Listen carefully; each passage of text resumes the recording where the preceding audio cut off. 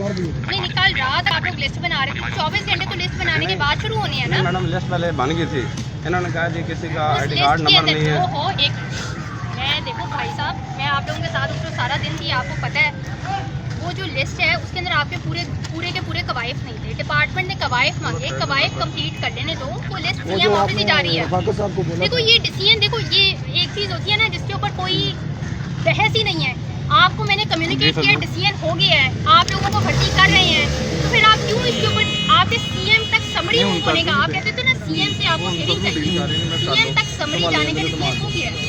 आपसे लिस्ट ले रहे हैं, आप लोग बात सुन ले पहले, बात तो आप अपनी लिस्ट कंप्लीट नहीं देंगे तो फिर आपके ऊपर हम कैसे। पहले अपने कवायद कंप्लीट करके लिस्ट सबमिट करते हो, फिर 24 घंटे दें और उसके बाद आप इंतजार करें। मैडम एक और आसान हल है, 2015 से लेकर 2018 तक हमारा मसला यहाँ से हल होता था। बेटा उस रोज हमने डिसाइड किया था कि आपका जो डिसीजन है वो सीएम की समरी पे, आप सब इस पे माने थे, मुत्तफिक थे।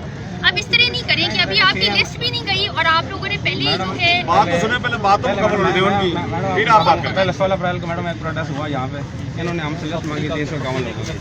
ठीक है, अभी जुलाई एंड हो चुका है, कोई काम नहीं हुआ।